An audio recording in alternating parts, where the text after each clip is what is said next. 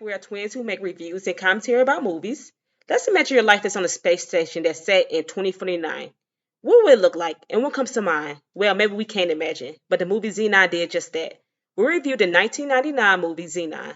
In addition, we'll be discuss if this movie was ahead of its time in regards to futuristic things that were used today.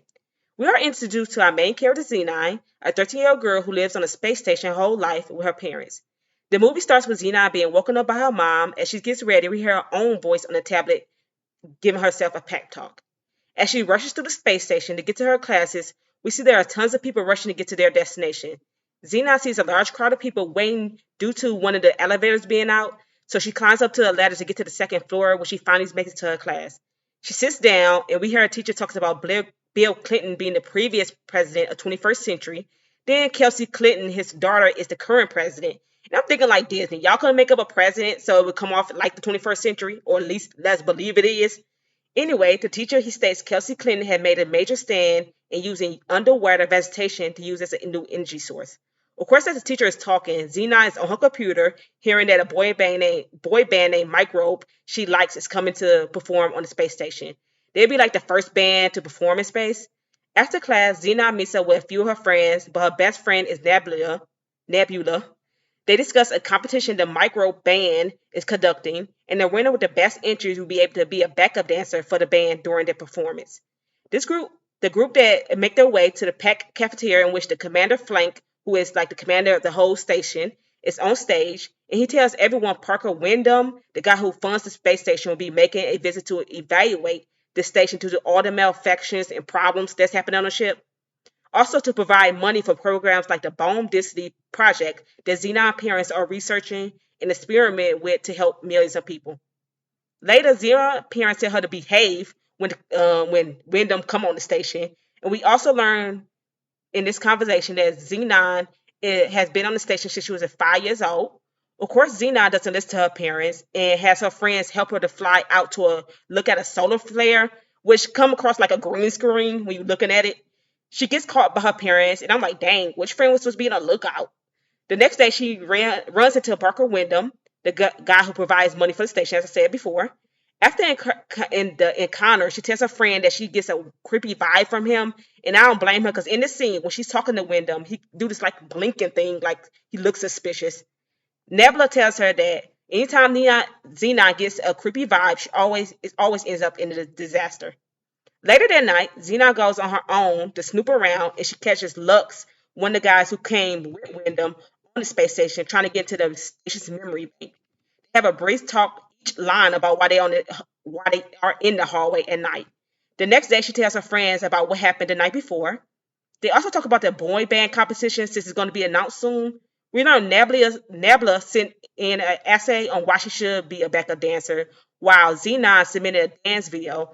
Winner is announced as Xenon, which wasn't like a shocker considering it is Disney, and she is the main character. Xena later explores more on why Lux was trying to snoop in the memory bank until she sees him coming out of that room. So she kind of like hides behind like a wall, and so she waits until he leaves. He drops like a circular small white disc in the process. Xena puts in the password she got from one of her guy friends to see if anything was messed with in the memory room. But the password kind of gets smudged as she punching in the numbers, and so she can't read it, and the alarm goes off. As a result of being caught, Xena has to face her parents and Commander Flank. But at the same time this is happening, Wyndham tells the whole crew that he'll be giving the space station $500 million, which I'm like, dang, that's a lot. He got that bread. Xena punishment from her parents is her being grounded, aka she'll be sent to Earth to spend time with her Aunt Judy. She packs, and Nebula gives her like the disc saw earlier in the movie, dropped by Lux, and she gives to Xena in the form of an earring. Xena parents tell her she'll be going to Earth with Wyndham and Lux, because they also going to trip back to Earth, and so she could meet up with her Aunt Judy. And I thought it was weird since her parents barely even know these men, but okay. When she makes it to Earth, she falls down due to her not being used to gravity. As she meets up with her aunt, she threatens Wyndham, saying he doesn't fool her. Lux noticed on Xena's ear is his disc he dropped earlier. I'm like, you just now realized that you dropped that disc? As she spends time with her aunt, they go to lunch, and that's when we are introduced to another group of teens. The guy among the group is Greg, who seems to be into Xenon. He kind of feel like the love interest role in the movie, And we also meet Margie, feel like the mean girl role in the movie, who makes fun of Xenon clothes. Which this interaction was funny, so when you watch out, that was one of the funny part of the movie due to Xenon clapback at Margie. She goes to school the next day, which doesn't go great. She is pushed in the pool by Margie and almost burned down like a classroom in the science lab. After school, Xena and her parents notice someone broke into her aunt's house. She tells her aunt that she knows it's Wyndham to get help in contacting her parents to warn them about Wyndham, which at this point she doesn't even know what she's up to. So I don't know why she wanted to contact her parents. Anywho, she asks Greg for help, for that to get in contact. But he says no because he is annoyed that she seems to always have attitude when they interact. I guess he wasn't too mad because about her behavior because he asked her if she wants to go horseback riding. And Xena takes Greg offer to ride a horse for the first time. She goes out to dinner with him, and that's when she notices in the distance Lux is watching them. But as she blink, he disappears. She tells Greg about Wyndham and Lux, and he figures out that they are after the disc she has on as an earring. They meet up with Greg's friend Andrew, who is able to hack into the disc. We find out Wyndham's company is broke and that Lux planted a virus in a memory bank to bring down the space station. So the 500 million they provided to the station is a lie. She tries to warn her parents, but they don't believe her, of course, even though they were lying to her saying the ship is fine.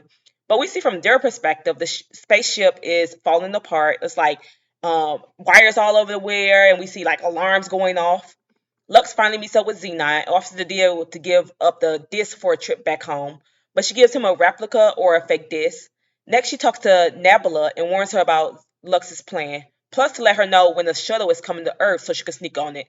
Nebula eventually tells Xenon a shuttle is leaving if she wants to come home. They also know Xenon's trying to leave Earth. Greg's friend Andrew drives the gang to the shuttle. By the way, they all kids going in the car, just driving around. Where's the parents in this scene? Like nowhere. But they were too late, and the shuttle leaves without her. The group come up with a second plan for her to get to space by hitching a ride on the shuttle that the micro boy band are planning to use to get to space. She convinces them to take her with them. On their way leaving, the aunt shows up to get Xenon. Lux and Wyndham also show up trying to get to Xenon, resulting in all of them being on the shuttle leading to the space station. They all arrive on the station. Xenon and Andrew tell the commander and Xenon's parents that the station is in danger, but of course Lux and Wyndham argue against them. The commander decides to put Xenon in his office till they get to the bottom of things.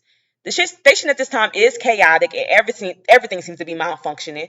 To get out of the commander's office, Xenon gets in contact with Greg to have him talk to Nebula to get her out of the office.